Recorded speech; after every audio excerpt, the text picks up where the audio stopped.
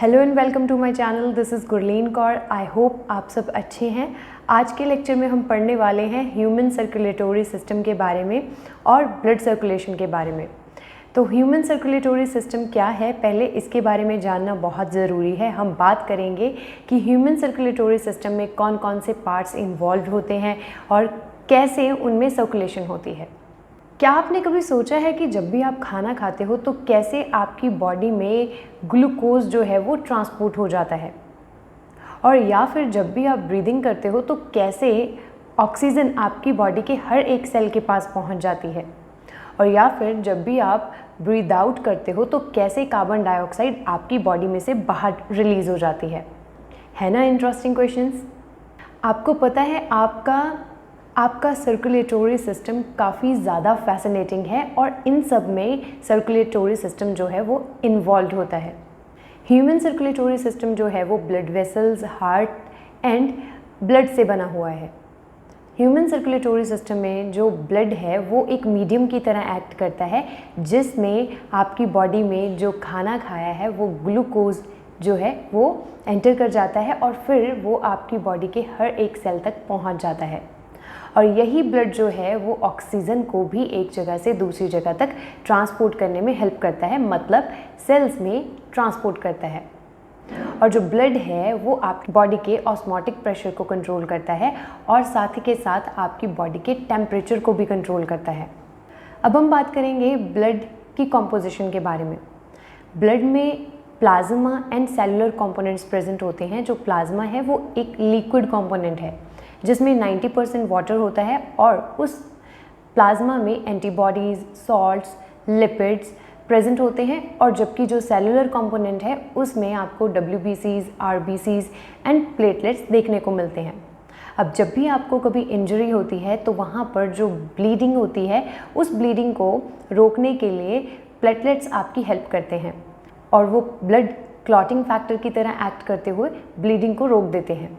क्या आपने कभी सुना है ब्लड के बारे में एक मिथ है कि आपकी बॉडी के अंदर जो ब्लड है वो ब्लू कलर का होता है, और जब भी आपकी बॉडी में से ब्लड बाहर आता है तो वो ब्लू कलर जो है वो रेड कलर में टर्न हो जाता है। क्या आपने कभी सुना है? It's a totally wrong. Blood हमेशा आपको एक ही कलर में मिलता है जो कि है रेड कलर। ब्लड का कलर लाइट रेड से डार्क रेड हो सकता है। अगर ब्लड का कलर लाइट रेड है तो मतलब ब्लड जो है वो ऑक्सीजनेटेड है। अगर उसमें कार्बन डाइऑक्साइड की अमाउंट बढ़ जाती है तो वो ब्लड जो है वो डार्क कलर का हो जाता है। ऐसा आप एक एग्जाम्पल के थ्रू समझ सकते हैं। आपने कभी देखा होगा कि जब भी आपको कभी इंजरी होती है, उसकी अगर ड्रेसिंग करते हो तो आफ्टर ड्रेसिंग क्या होता है, अगर उस बैंडेज और उस कॉच के ऊपर आपको कोई ब्लड का स्पॉट दिखाई दे रहा है, अगर इनिशियली आपने नोटिस किया था तो वो क्या होगा, थोड़ा लाइट रेड कलर में होगा। अब जैसे ही वो बैंडेज थोड़ा 1-2 दिन बाद आप देखोगे तो उसमें आपको कलर थोड़ा चेंज दिखाई देगा, जो कि आपको डार्क रेड दिखेगा। ऐसा क्यों है? ऐसा इसलिए है क्योंकि उस ब्लड में जो इनिशियली आपने देखा था वो आपको जो लाइट कलर का दिखाई दिया था उसमें पहले ऑक्सीजन प्रेजेंट थी। अब जैसे ही वो इन्वायरमेंट के कांटेक्ट में आया तो उस ब्लड में अब कार्बन डाइऑक्साइड की एंट्री हो गई है। अब वो डीऑक्सीजनेटेड हो चुका है। अब जब वो डीऑक्सीजनेटेड हो गया है तब उसमें आपको क्या दिखाई देगा, उसमें आपको डार्क कलर दिखाई देगा। बट ऐसा नहीं है कि ब्लड आपकी बॉडी में कभी ब्लू कलर का होगा। अब आप सोचोगे कि जो डायग्राम्स में दिखाया जाता है, जैसे कि आप स्क्रीन पर ह्यूमन हार्ट की ट्रांसवर्स सेक्शन देख पा रहे हो, जो अभी आप स्क्रीन पर कलर डिफरेंस देख पा रहे हो, एक तरफ आपको ब्लू कलर दिखाई दे रहा है हार्ट में, एक तरफ आपको रेड कलर दिखाई दे रहा है। ये कलर डिफरेंस क्यों है? ये कलर डिफरेंस हमें इंडिकेट करता है कि किधर ब्लड प्रेशर ज़्यादा है और किधर ब्लड प्रेशर कम है। तो जिधर आपके पास ब्लू कलर है उधर ब्लड जो है वो लो प्रेशर के साथ मूव कर रहा है, और जिधर आपके पास रेड कलर है वहाँ पर ब्लड जो है वो आपका हाई प्रेशर में मूव कर रहा है। ऐसा ही आप ब्लड वेसल्स में देखोगे। ब्लड वेसल्स में भी आपको कलर डिफरेंस दिखाई देता है। एक तरफ आपको रेड कलर दिखाई देता है, एक तरफ आपको ब्लू कलर देता है। वहाँ पर भी हमने क्या दिखाना होता है, प्रेशर का डिफरेंस दिखाना है कि ब्लड कहाँ पर हाई प्रेशर के साथ मूव कर रहा है और कहाँ पर ब्लड जो है वो लो प्रेशर के साथ मूव कर रहा है।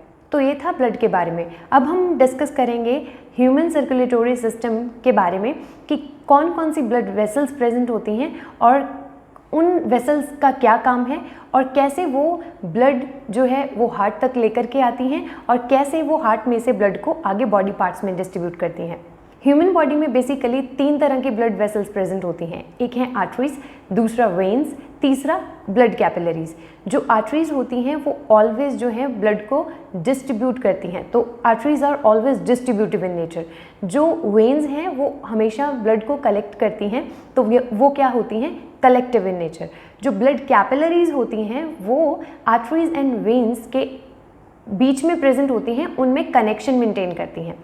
अब जो आर्टरीज होती हैं उनकी जो वॉल होती है वो काफ़ी ज़्यादा थिक होती है। जो वेन्स होती हैं वो उनकी जो वॉल होती है वो थिन होती है, एंड जो ब्लड कैपिलरीज होती हैं उनकी भी वॉल होती है वो काफ़ी ज़्यादा थिन होती है। अब आप सोच रहे होंगे कि इन्होंने कैरी तो ब्लड ही करना है एक जगह से दूसरी जगह पर, उनकी थिकनेस में क्यों डिफरेंस है? उनकी थिकनेस में इसलिए डिफरेंस है, अभी हमने बात करी थी कि जो आर्टरीज जो होती हैं वो ऑलवेज डिस्ट्रीब्यूटिव इन नेचर होती हैं। तो जब भी आर्टरीज ब्लड डिस्ट्रीब्यूट करती हैं तो आर्टरीज के अंदर ब्लड प्रेशर जो हाई रहता है, तो उसके साथ क्या होता है कि आर्टरीज की वॉल के ऊपर ब्लड का प्रेशर जब बढ़ेगा तो वहाँ पर आर्टरीज जो हैं वो कहीं आपकी फट ना जाएं, तो उस चीज़ को रोकने के लिए वहाँ पर वॉल्स जो हैं वो आपको थिक रिक्वायर्ड होती हैं। जबकि वेन्स के अंदर क्या होता है, ब्लड जो है वो धीरे से एंटर होता है, उसमें ब्लड प्रेशर कुछ ज़्यादा नहीं होता, तो वहाँ पर आपको जो वॉल है वो थिन भी चलेगी।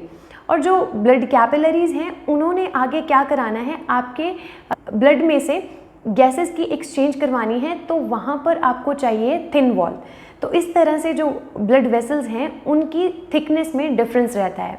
और एक बात हमने अभी देखी थी कि हार्ट के अंदर जो क्या होता है, 2 कलर दिखाए जाते हैं, एक आपके पास ब्लू कलर है, एक साइड आपके पास रेड कलर है। जो रेड कलर था हमने वहाँ पर बोला कि वहाँ पर जो ब्लड प्रेशर है वो हाई है। आर्टरीज का कलर भी आपको रेड दिखाई दे रहा है, तो आप बोल सकते हो कि जो लेफ्ट साइड है उसमें भी ब्लड प्रेशर हाई है और जो आपकी आर्टरीज होती हैं उनमें भी ब्लड प्रेशर हाई होता है। जो आपकी राइट साइड है वहाँ पर आपको ब्लू कलर दिखाया गया था, तो हमने बोला था कि वहाँ पर ब्लड प्रेशर जो होता है वो लो होता है। तो वैसे ही जो उनके साथ कनेक्टेड वेन्स हैं तो उनमें भी ब्लड प्रेशर लो होता है। अब इन्हीं बातों को आपने रखना है अपने दिमाग में और इन्हीं बातों को हम आगे यूज़ करेंगे ब्लड की सर्कुलेशन में। अब बात करते हैं हार्ट के बारे में। जो हार्ट है वो आपकी बॉडी में चेस्ट कैविटी में प्रेजेंट होता है, और वो कहाँ पर प्रेजेंट होता है, लेफ्ट और राइट साइड में। आप सब लोगों का आंसर होगा कि वो तो लेफ्ट साइड में प्रेजेंट होता है। आप जैसे कि आप फोटो में देख पा रहे हो, वो जो हार्ट है वो कम्प्लीटली लेफ्ट साइड में नहीं है, उसका कुछ पोर्शन जो है वो राइट साइड में है। फिर आपका आंसर क्या होगा? आपका आंसर जो है वो बिल्कुल सही है। जैसे आप बोलते हो कि आपका हार्ट जो है वो लेफ़्ट साइड में प्रेजेंट है, उसका एक ही रीज़न है कि आप लेफ़्ट में क्यों बोलते हो, क्योंकि जो हार्ट है उसकी जो लोब है, ज़्यादा पोर्शन उसका लेफ़्ट साइड में प्रेजेंट है बजाय के राइट साइड में, तो इसलिए आप बोल देते हो कि जो हार्ट है लेफ़्ट हैंड साइड पर प्रेजेंट है। अब आप लंग्स के बीच में हार्ट को देख पा रहे हो, तो आप एक चीज़ नोटिस करिएगा कि जो लेफ्ट हैंड साइड है जिधर हार्ट ज़्यादा डिस्टॉर्टेड है, वहाँ पर आपको लंग्स में नॉच दिखाई दे रही है। वो नॉच क्यों प्रेजेंट होती है? वो इसलिए प्रेजेंट होती है कि वहाँ पर जो हार्ट है वो ईजिली लोकेट हो सके। ऐसा आपको राइट साइड पर नहीं दिखाई दे रहा। अब जो हार्ट है, इस हार्ट का साइज़ कितना है? हार्ट का साइज़ आपकी फिस्ट के जितना होता है। जो हार्ट है उसमें बाहर की तरफ कार्डियल मेम्ब्रेन प्रेजेंट होती हैं। कार्डियल मेम्ब्रेन्स जो हैं वो हार्ट को प्रोटेक्शन प्रोवाइड करती हैं। मेम्ब्रेन्स आगे 2 तरह की होती हैं, जो बाहर की तरफ है वो पैराइटल है, जो अंदर की तरफ है वो विसरल है। इन दोनों के इन बिटवीन स्पेस प्रेजेंट रहती है, उसी स्पेस में कार्डियक फ्लूइड प्रेजेंट है जो कि हार्ट को प्रोटेक्शन प्रोवाइड करता है। कब? जब हार्ट एक पंप की तरह एक्ट कर रहा है, तब वो बार बार क्या करेगा, कॉन्ट्रैक्ट एंड रिलैक्स करेगा। वहाँ पर ज़्यादा फ्रिक्शन ना हो, तो वहाँ पर उस चीज़ को रोकने के लिए हार्ट के अराउंड जो मेम्ब्रेन्स हैं उनमें कार्डियक फ्लूइड प्रेजेंट रहता है। अब हम हार्ट का ट्रांसवर्स सेक्शन जो है वो स्क्रीन पर देख पा रहे हैं, जिसमें आपको 4 चेम्बर्स दिखाई दे रहे हैं। ह्यूमन हार्ट के अंदर 4 चेम्बर्स होते हैं, जबकि फिशेस के अंदर यही चेम्बर्स 2 होते हैं। अगर बात करें एम्फीबियंस की, जैसे कि फ्रॉग, उनमें 3 चेम्बर्स रहते हैं। अब जो ह्यूमन हार्ट है उसमें जो 4 चेम्बर्स हैं, तो वहाँ पर आपको ब्लड की डबल टाइम एंट्री देखने को मिलेगी। तो इसी प्रोसेस को हम देखते हैं इन डिटेल। जो हार्ट है उसमें जो आपको ऊपर की तरफ चेम्बर्स दिखाई दे रहे हैं उनका साइज़ थोड़ा कम है as compared to lower chambers. जो ऊपर की तरफ चेम्बर्स प्रेजेंट हैं उनको बोला जाता है एट्रिया, जो नीचे की तरफ चेम्बर्स प्रेजेंट हैं उनको बोला जाता है वेंट्रिकल्स, और जो आपके राइट हैंड साइड पर प्रेजेंट हैं उनको बोला जाता है right atrium and right ventricle, and जो लेफ्ट हैंड साइड प्रेजेंट हैं उनको बोला जाता है left atrium and left ventricle. अब जो राइट हैंड साइड है उसका कलर आपको ब्लू दिखाई दे रहा है, और उसी राइट हैंड साइड में आप ऊपर की तरफ एक पाइप जैसा स्ट्रक्चर देख पा रहे हो जो कि एक ब्लड वेसल है जिसका नाम है सुपीरियर वीना कावा। अगर हम नीचे की तरफ से देखें, जो आपका राइट हैंड साइड है उधर आपको एक ऐसा ही और पाइप दिखाई दे रहा है जिसको बोला जाता है इंफीरियर वीना कावा। अब जो सुपीरियर वीना कावा एंड इंफीरियर वीना कावा वो क्या है, बड़ी वाली वेन्स हैं। अब इन्हीं वेन्स में क्या होता है, आपकी बॉडी में से डीऑक्सीजनेटेड ब्लड एंटर होता है और फिर वो ब्लड इन्हीं वेन्स के थ्रू आपके हार्ट में एंटर होता है। अब जो सुपीरियर वीना कावा है वो आपकी बॉडी के अपर रीजन, मतलब कि आपके हेड, आपके आर्म्स और आपकी चेस्ट कैविटी में से ब्लड जो है वो एंटर करता है हार्ट के राइट हैंड साइड में, राइट एट्रियम में। अब जो इंफीरियर वीना कावा आपको दिखाई दे रहा है उसका भी सेम ही काम है, डीऑक्सीजनेटेड ब्लड को बॉडी में से कलेक्ट करना, बट वो कलेक्ट करता है आपकी लोअर बॉडी में से, जैसे कि लेग्स एंड एब्डोमिनल रीजन में से ब्लड को कलेक्ट किया जाएगा एंड फिर उसको इंफीरियर वीना कावा की हेल्प से राइट एट्रियम में एंटर कर दिया जाएगा।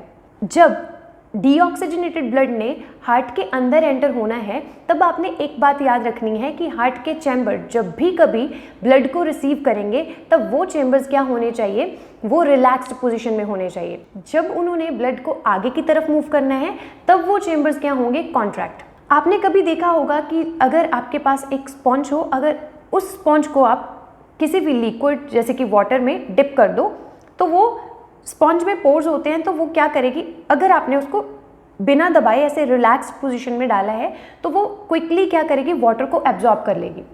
और जैसे ही फिर आप उस स्पॉन्ज को ऐसे आप स्क्वीज़ कर दोगे तो उसमें से एकदम से वाटर जो है रिलीज़ हो जाएगा। तो वैसे ही जो हार्ट के चेम्बर्स हैं, जब भी उन्होंने ब्लड को रिसीव करना है तो वो क्या होने चाहिए, रिलैक्स पोजीशन में, और जब भी उन्होंने ब्लड को आगे मूव करना है तो वो होने चाहिए कॉन्ट्रैक्टेड पोजीशन में। अब जब हमने बात करी कि डीऑक्सीजनेटेड ब्लड जो है वो राइट हैंड साइड में एट्रियम में एंटर हो चुका है, तब वहाँ पर जो चेम्बर था वो क्या था, रिलैक्स था। अब ब्लड जो है वो आगे मूव करेगा, क्योंकि वो डीऑक्सीजनेटेड ब्लड है, अभी उसकी प्यूरिफिकेशन नहीं हुई है, तो प्यूरिफिकेशन के लिए तो उसने जाना है, तो ब्लड जो है वो आगे हार्ट में मूव करेगा। अब वो कहाँ जाएगा, अब वो जो नीचे की तरफ आपको चेम्बर दिखाई दे रहा है जिसको हमने राइट वेंट्रिकल बोला, उसमें एंटर होगा। जब राइट वेंट्रिकल में ब्लड ने एंटर होना है तो राइट एट्रियम क्या करेगा, वो कॉन्ट्रैक्ट हो जाएगा, एंड जो राइट वेंट्रिकल है उसने ब्लड रिसीव करना है वो क्या हो जाएगा, रिलैक्स हो जाएगा। अब आप बीच में एक स्ट्रक्चर देख पा रहे हो जिसको मेंशन किया गया है ट्राइकस्पिड वेल्व। जो आपको ट्राइकस्पिड वेल्व दिखाई दे रहा है इसका काम है ब्लड की बैक फ्लो को रोकना। मतलब जब भी ब्लड एट्रियम में से वेंट्रिकल में जाएगा तब चांसेस है कि वो पीछे की तरफ मूव कर जाए, अगर वहाँ पर वेल्व नहीं है।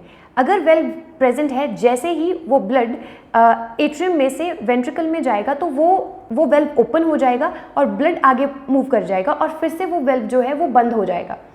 अब ब्लड जो वेंट्रिकल में एंटर हो चुका है राइट साइड में, अब वो ब्लड जाएगा लंग्स के पास।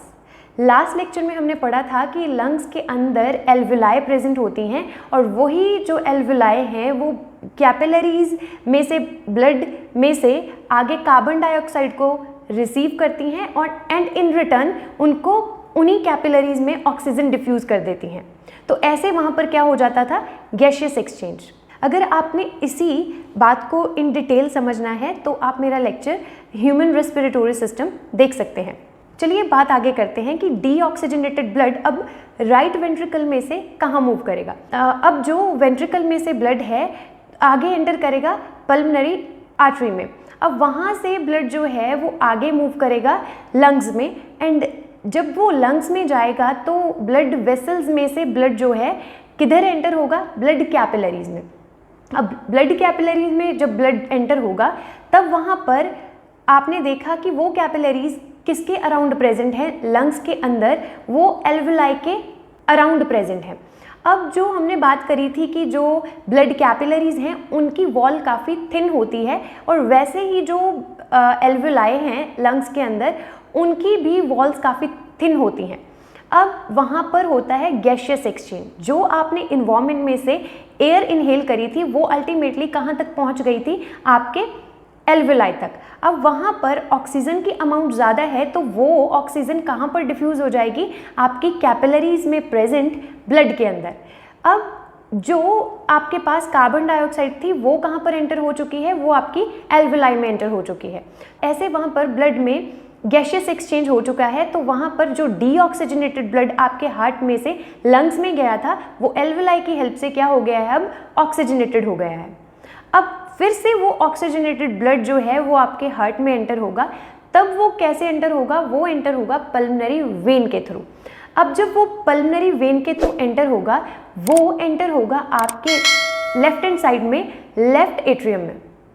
जब ब्लड ने लेफ्ट एट्रियम में एंटर होना है तो atrium should be relaxed, and फिर ब्लड जो है वो आगे मूव करेगा आपके लेफ्ट वेंट्रिकल में। अब जब लेफ्ट वेंट्रिकल में एंटर होना है तो वो एक वेल्व को क्रॉस करेगा जिसका नाम है माइट्रल वेल्व और बाइकस्पिड वेल्व। इस वेल्व को क्रॉस करने के बाद ब्लड एंटर कर जाएगा आपके लेफ्ट वेंट्रिकल में। अब इस वेल्व का काम भी वही था कि ब्लड का बैक फ्लो ना हो। अब जब ब्लड, ऑक्सीजनेटेड ब्लड आपके लेफ्ट वेंट्रिकल में एंटर हो गया है, अब वो जाएगा पूरी बॉडी में। अब वो कैसे बॉडी में जाएगा, तब वहाँ से जो लेफ्ट वेंट्रिकल है वहाँ से ब्लड जो है वो आगे मूव करेगा अयोर्टा में। अयोर्टा के अंदर भी आपको अयोर्टिक वेल्व मिलता है जो कि ब्लड की बैक फ्लो को प्रिवेंट करता है कि कहीं वो ब्लड एक बार अयोर्टा में एंटर होने के बाद कहीं दोबारा से आपके लेफ्ट वेंट्रिकल में ना जाए। अब जो अयोर्टा में ब्लड है वो आपको बाहर की तरफ मूव करता हुआ दिखाई दे रहा है। अब ये ब्लड कहाँ पर जा रहा है, ये ब्लड आपकी बॉडी के हर एक पार्ट के पास जा रहा है। आप खुद से सोचिए कि आपकी बॉडी में ऑक्सीजनेटेड ब्लड की जो रिक्वायरमेंट है वो बहुत ज़्यादा होती है, तभी वहाँ पर क्या होता है, जल्दी से ब्लड को हार्ट में से लीव करवाया जाता है। तब अगर उसने जल्दी मूव करना है तो वहाँ पर ब्लड प्रेशर क्या होगा, ऑब्वियसली हाई होगा। तो ब्लड प्रेशर अगर हाई है तो आपकी जो आर्टरीज हैं उनकी वॉल क्या होती है, वो थिक होनी चाहिए। हमने जो देखा कि आपका जो हार्ट है उसमें राइट हिस्से वाले जो चेम्बर्स हैं वो लेफ्ट वाले हिस्से से डिफ्रेंशिएटेड हैं। वो कैसे होता है, हार्ट के अंदर एक सेप्टम प्रेजेंट है जो कि चेम्बर्स को एक दूसरे से अलग करके रखता है। अब अगर इसी सेप्टम में कुछ सेप्टल डिफेक्ट्स आ जाएं तो क्या होगा कि जो डीऑक्सीजनेटेड ब्लड है वो ऑक्सीजनेटेड ब्लड के साथ मिक्स हो जाएगा। अगर ऐसा होता है तो आपको कार्डियक प्रॉब्लम्स हो सकती हैं, जैसे कि हार्ट अटैक हो सकता है, कार्डियक फेलियर हो सकता है। तो ऐसी प्रॉब्लम्स जो हैं वो आपको देखने को मिलेंगी। अब आपने देखा कि जो ब्लड है वो आपके हार्ट के अंदर ट्वाइस एंटर हुआ, मतलब आपका ब्लड एक बार तो जब डीऑक्सीजनेटेड फॉर्म में था तब एंटर हुआ, एक तब जब आपका ब्लड क्या था, ऑक्सीजनेटेड फॉर्म में था। अब हार्ट में 2 बार ब्लड एंटर हुआ है, तब इस सर्कुलेशन को हम क्या बोलते हैं, double circulation of the heart. कभी कभी ऐसे डायरेक्ट क्वेश्चन पूछा जाता है that what is double circulation of heart, तो हम क्या बोलेंगे, जो ब्लड है वो आपके हार्ट के अंदर 2 टाइम्स सर्कुलेट होता है, एक डीऑक्सीजनेटेड फॉर्म में, एक ऑक्सीजनेटेड फॉर्म में, और आपने पूरा का पूरा पाथवे बताना है। चलिए एक बार फिर से पाथवे जो है उसको रिवाइज करते हैं। आपकी बॉडी के हर एक पार्ट से डीऑक्सीजनेटेड ब्लड जो है वो आपके इंफीरियर एंड सुपीरियर वीना कावा के थ्रू हार्ट के राइट एट्रियम में एंटर होता है। फिर राइट एट्रियम में से जो ब्लड है वो कहाँ पर मूव करता है, राइट वेंट्रिकल में। फिर वो आगे मूव करता है लंग्स में, और लंग्स में क्या होती है, एक्सचेंज ऑफ गैसेस। जो डीऑक्सीजनेटेड ब्लड था वो क्या बन गया, ऑक्सीजनेटेड। अब वही ऑक्सीजनेटेड ब्लड है दोबारा फिर से हार्ट में एंटर होता है पल्मोनरी वेन के थ्रू। अब फिर क्या होगा, वो एंटर होगा लेफ्ट एट्रियम में, और फिर वो आगे मूव करेगा लेफ्ट वेंट्रिकल में, फिर वो एंटर करेगा एओर्टा में, एंड एओर्टा में से पूरी बॉडी में डिस्ट्रीब्यूट हो जाएगा। So this was the circulation of the blood in human heart. I hope अब आप सबको इस टॉपिक की क्लैरिटी है। अगर स्टिल आपको कोई डाउट्स हैं then you can ask me in comment section. Thank you for watching.